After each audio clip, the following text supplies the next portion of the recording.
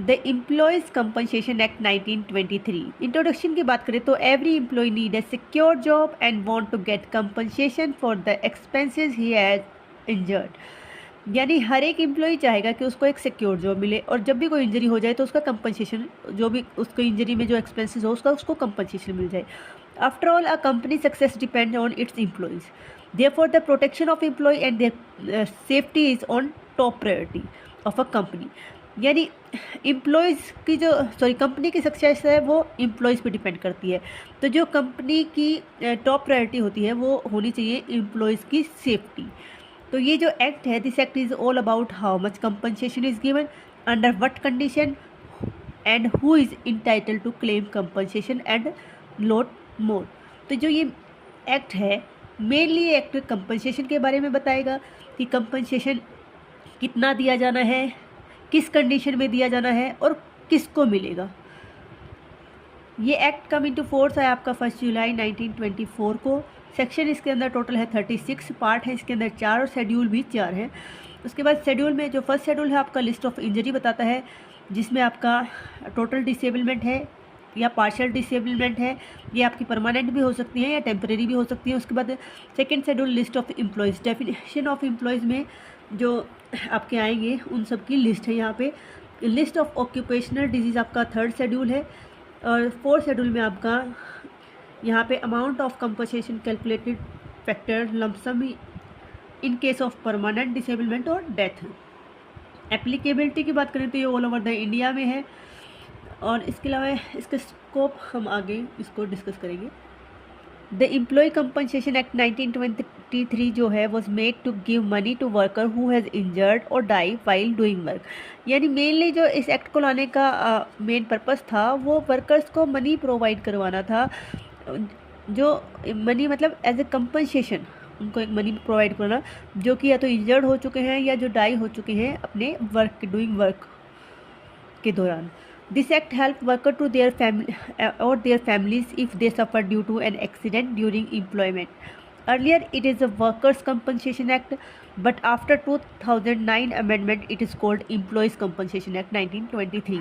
यानी 2009 के अमेंडमेंट से पहले इसको वर्कमैन कंपनसेशन एक्ट बोला जाता था, लेकिन अमेंडमेंट हुआ उसके बाद इसको अब एम्प्लॉयज़ कंपनसेशन एक्ट बोला जाता है।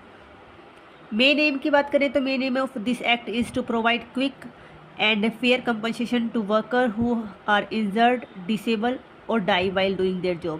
Provide compensation to employees or their dependent in case of injury या disability or death arising out of employment। Main purpose यही है उसका, कंपनसेशन प्रोवाइड करवाए या तो एम्प्लॉय को या उसके डिपेंडेंट को। कब कब? जब इंजरी हो गई हो या डिसेबिलिटी हो गई हो, डेथ हो गया हो। कैसे? अराइजिंग आउट ऑफ एम्प्लॉयमेंट से। Employer must compensate for employment related risk. यानी एम्प्लॉयर ओनली तब कंपनसेट करेगा जब कि जो एम्प्लॉयमेंट के से रिलेटेड उसको रिस्क हुआ हो। अब इस एक्ट का नेचर किस टाइप का है? तो ये सोशल वेलफेयर लेजिस्लेशन है, बेनिफिशियल और रेमेडियल लॉ है, नो फॉल्ट लाइबिलिटी लॉ है, स्टैट्यूटरी लाइबिलिटी है, लिमिटेड बट सर्टेन कंपनसेशन। तो टोर्ट की तरफ फुल कंपनसेशन नहीं दिया जाता बट फिक्स्ड है कंपनसेशन। ऑब्जेक्टिव की बात करें तो इस एक्ट के मेन ऑब्जेक्टिव हैं provide financial protection, ensure quick and cheap remedy, shift burden to employer, promote work place safety, provide social security, fix employers responsibility to cover occupational disease. तो इस act ने ऑक्यूपेशनल डिजीज़ को कर लिया cover, employer की responsibility बढ़ा दी, compensation देना पड़ेगा तो उन पर जिम्मेवारी आ गई, सोशल सिक्योरिटी को भी प्रोवाइड करवाया, वर्क प्लेस में सेफ्टी का भी कि मशीन वगैरह ख़राब ना हो, वो सही से काम करे। क्योंकि अब अगर एम्प्लॉयर की कोई इंजरी होएगी तो किस पे जा रहा है? सीधा सीधा एम्प्लॉयर पे फ़र्क पड़ रहा है, तो सेफ्टी का ध्यान दिया गया। बर्डन ऑफ प्रूफ भी एम्प्लॉयर पे हो गया, ये प्रूव करे कि कैसे वो उसका नहीं है रीज़न। उसके बाद जो नॉर्मल कोर्ट के थ्रू जाते तो कितना लंबा प्रोसेस हो जाता है, तो इसने इंश्योर कर दिया quick and cheap remedy provide करवा दी, और फाइनेंशियल प्रोटेक्शन तो है ही है। स्कोप ऑफ दिस एक्ट की बात करें तो ये कवर करता है एम्प्लॉयज़ रेलवे से, फैक्ट्री से, माइन से, कंस्ट्रक्शन से, ट्रांसपोर्ट से या हैजार्डियस ऑक्यूपेशन या प्लांटेशन से। एक्सटेंड है ये ऑल ओवर द इंडिया पे। अप्लाई नहीं करता आर्म्ड फोर्स पे। Employee state insurance act 1948 applicability does not generally apply to both direct and contract worker पे आपका ये एप्लीकेबल होएगा। टाइप ऑफ इंजरी की बात करें तो ये डेथ को कवर करता है, परमानेंट टोटल डिसेबिलिटी को, परमानेंट पार्शियल डिसेबिलिटी को या टेम्परेरी डिसेबिलिटी को, सबको ये कवर करता है। एम्प्लॉयज़ वर्कमैन कंपनसेशन एक्ट 1923 को सेक्शन वाइज समझ लेते हैं। तो फर्स्ट चैप्टर आपका प्रिलिमिनरी होता है, जिसमें फर्स्ट 2 सेक्शन है आपके। फर्स्ट आपका है शॉर्ट टाइटल और दूसरा है डेफिनेशन। शॉर्ट टाइटल में आपका इसका क्या है, वर्कमैन्स कंपनसेशन एक्ट 1923 था ये, जबकि 2009 के अमेंडमेंट के बाद इसको एम्प्लॉयज़ कंपनसेशन एक्ट बोलने लगे। एक्सटेंड है ये all over the India, coming to force आपका 1 जुलाई 1924 को। डेफिनेशन इसमें बहुत सारी हैं, तो आप डिपेंडेंट की डेफिनेशन पढ़ लें। तो डिपेंडेंट में आपके any relation of deceased workman always get even if no fully dependent. इसमें आपकी क्या है, विडो है, माइनर लेजिटिमेट और अडोप्टेड सन है, और अनमैरिड लेजिटिमेट और अडोप्टेड डॉटर है, विडो मदर है। सेकेंड कैटेगरी में आपके ओनली फुली डिपेंडेंट है, तो आपके यहाँ पे आपके एडल्ट सन डॉटर भी हो सकते हैं जो अटेन कर चुके हो एज 18 के, बट वो डिसेबल हो या इन्फॉर्म हो। इसके बाद पार्शियली और फुली डिपेंडेंट आपके आ जाते हैं हस्बैंड या विडोअर। पेरेंट जो विडोअर मदर थी वहाँ पे हो गई थी, उससे अलग जो पेरेंट्स हैं वो। इलिजिटिमेट माइनर सन और daughter, minor married widowed daughter, minor brother, unmarried sister या widowed minor sister, widow daughter in law, minor kids of dead son और डेड डॉटर, अगर कोई भी पेरेंट्स उसमें से लाइव नहीं है तो। Parental grand parents if no parents worker alive. तो ये जो डेफिनेशन थी इंपॉर्टेंट है, ये आपके 2K डी में डिफाइन है। उसके बाद 2K जी में आपकी पार्शियल डिसेबलमेंट है। Disablement is a temporary nature and reduce the earning capacity of a workman every injury specified part 2 of schedule. तो जो आपका शेड्यूल है, फर्स्ट शेड्यूल में पार्ट ए पार्ट बी दे रखा है, तो आपका पार्ट 2 में जो है वो आपके पार्शियल डिसेबलमेंट दे रखी है। 2 का एल में आपके टोटल डिसेबलमेंट है। सच डिसेबलमेंट ऑफ अ टेम्परेरी और permanent nature, incapacity of a workman for all work injury amount 100%, यानी 100% आपकी इंजरी हो जाए, डिसेबलमेंट हो जाए, आप कुछ भी काम नहीं कर पा रहे, वो चाहे टेम्परेरी हो या परमानेंट नेचर की हो, तो उसको टोटल डिसेबलमेंट बोलते हैं। उसके बाद बाकी सारी आप डेफिनेशन देख लेना। यहाँ पे चैप्टर 2 है आपका वर्कमैन्स कंपनसेशन, इसमें सेक्शन 3 आपका आता है एम्प्लॉयर्स लाइबिलिटी फॉर कंपनसेशन। तो injury is accidental arising a workman, employers shall be liable to pay compensation. अगर कोई एक्सीडेंट की वजह से इंजरी हो जाती है वर्कमैन को, तो एम्प्लॉयर उसके लिए लाइबल होगा।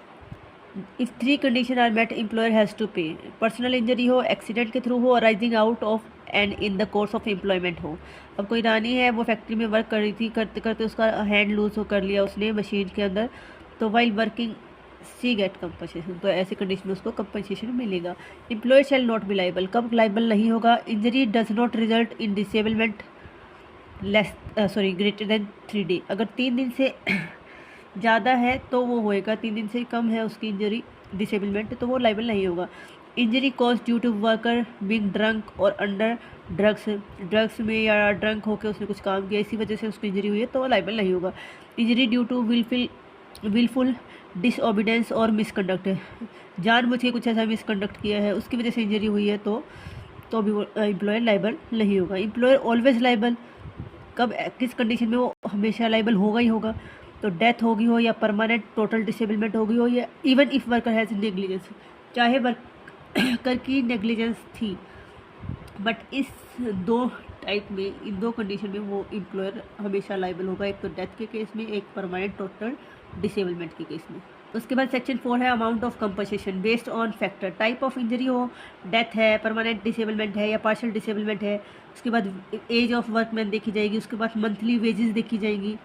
कंपनसेशन फार्मूला कैसे है, जैसे डेथ है, डेथ में क्या होगा, 50% of monthly wages into relevant factor based on age, या फिर 1,20,000, जो भी इसमें से ज़्यादा होगा आपको मिल जाएगा। अब मान ले रवि ने अर्न किया, वो करता था 10,000 पर मंथ, 30 की एज में उसकी डेथ हो जाती है। फैक्टर फॉर एज आपका 30 है, तो उसका वहाँ पे आपके शेड्यूल 4 के अंदर दे रखा है आपका फैक्टर कितना रहेगा, तो वहाँ पे 207.98 दे रखा है 30 एज के लिए। तो कंपनसेशन क्या हो गया, यहाँ पे क्या बोला उसने, 50% ऑफ मंथली एज क्या थी 10,000, तो 50% इसका क्या होगा 5,000 इंटू रिलेवेंट फैक्टर जो आपका दे रखा हुआ उस शेड्यूल में, वो मल्टीप्लाई कर दो, जो भी अमाउंट आएगी, अगर वो इससे ज़्यादा है तो वो दी जाएगी, अगर ये उससे ज़्यादा बनता है तो 1,20,000 दिया जाएगा। ये अमेंडमेंट के बाद आया, पहले इतनी नहीं थी। परमानेंट टोटल डिसेबलमेंट ये है 60% of monthly wages into relevant factor. यहाँ पे अगर परमानेंट टोटल डेथ नहीं हुआ, डेथ के केस में 50% है, बट परमानेंट टोटल डिसेबलमेंट के केस में 60% है यहाँ पे, बाकी वही है। या फिर 1,40,000 whichever is higher. Permanent partial disablement है तो जितनी भी परसेंट टोटल डिसेबिलिटी हुई है उसको into compensation for permanent total disablement. तो ये आपका शेड्यूल 1 के अंदर आप चेक कर लीजिए, जितना भी दे रखा है वहाँ से निकल आएगा। तो टेम्परेरी डिसेबलमेंट 6 मंथ के लिए यहाँ पे आपका हाफ मंथली पेमेंट दी जाएगी या 25% of monthly wages payable every 15 days during disablement up to 5 year तक दी जा सकती है।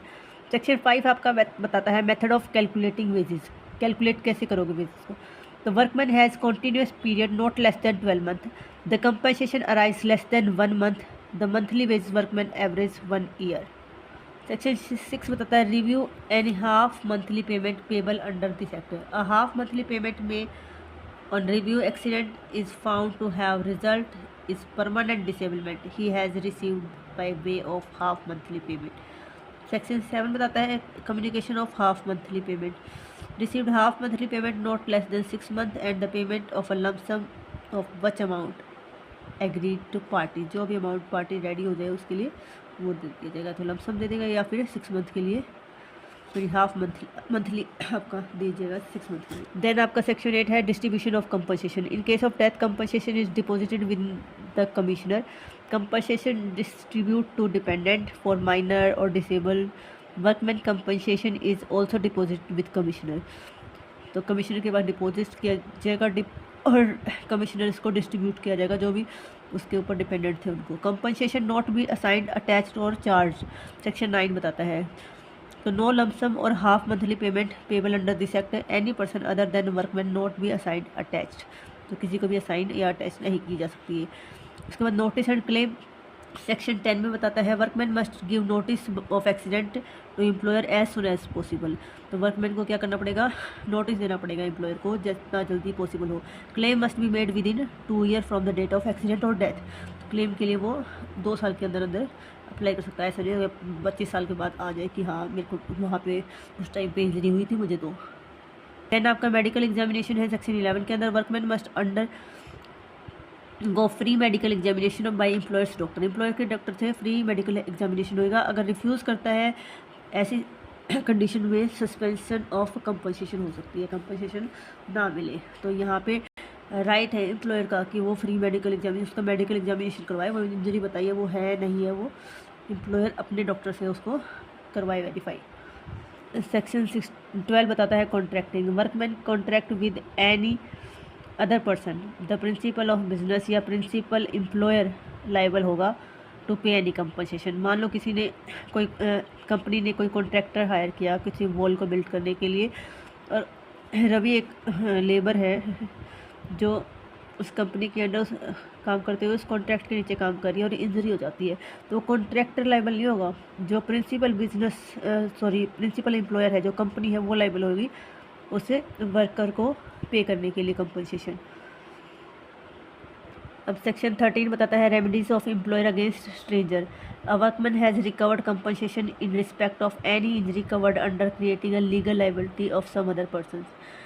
Insolving of employer a contract with any insurance company, the employer becoming insolvent, making a compensation with creditors। Section 15 बताता है special provision relating to master and seaman. Master और seaman the claim for compensation shall be made within 1 year.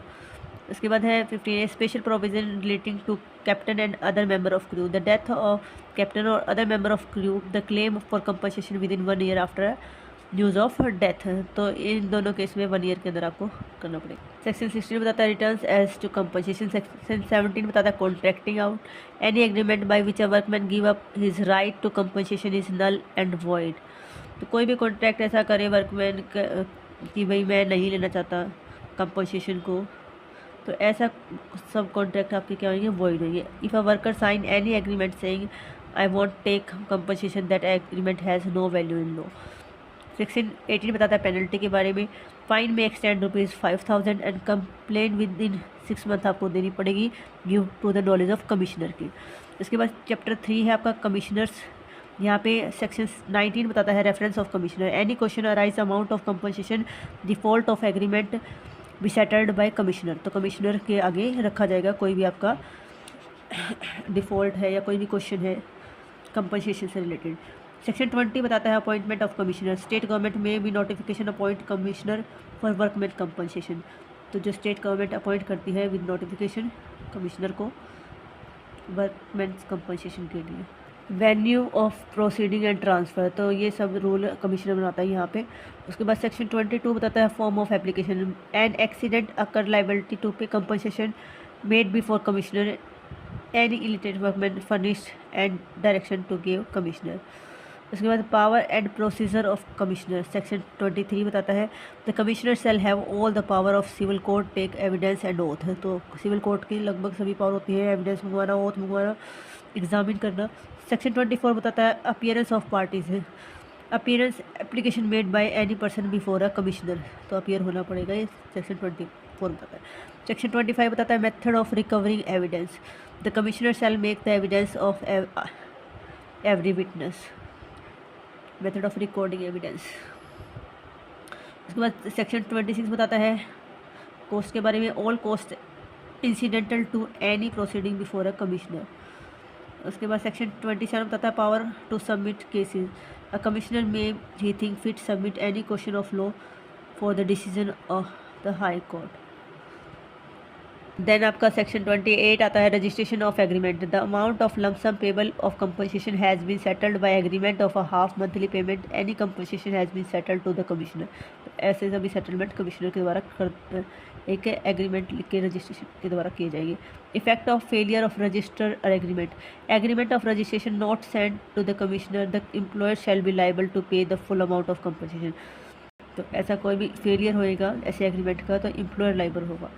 उसके बाद section 30 बताता है appeal के बारे में। Appeal to high court from following order compensation a lump sum, redemption of half monthly payment, disallowing a claim, no appeal less than 10,000। Period of limitation आपका होगा 60 days. Delay में भी excuse if there is a valid reason, ये आपका section 5 of limitation act के बारे में बताया गया है। सेक्शन 31 की बात करें तो यहाँ रिकवरी है। द कमिश्नर में recover as an arrear of land revenue any amount payable any person, तो लैंड रिवेन्यू की तरह इसके एरियर को लिया जाएगा। चैप्टर 4 आपका रूल्स बताता है, तो यहाँ पे रूल 32 सेक्शन में बताता है power of state government to make rule, तो स्टेट गवर्नमेंट के पास पावर है रूल बनाने की। सेक्शन 33 बताता है power of local government to make rule, local government के पास भी है रूल बनाने की।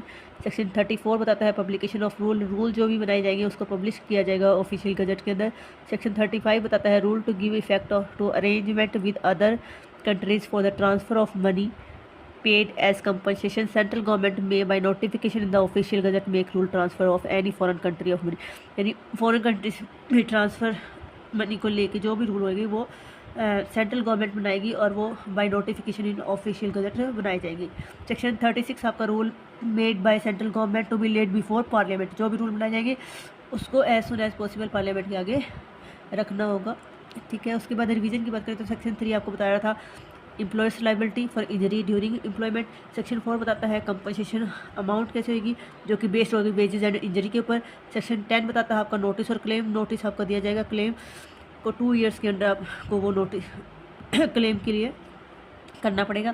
सेक्शन 12 बताता है principal employer liable for contractors worker, contractor के अंडर भी वर्क करे हो तो प्रिंसिपल जो एम्प्लॉयर है वही लाइबल होगा।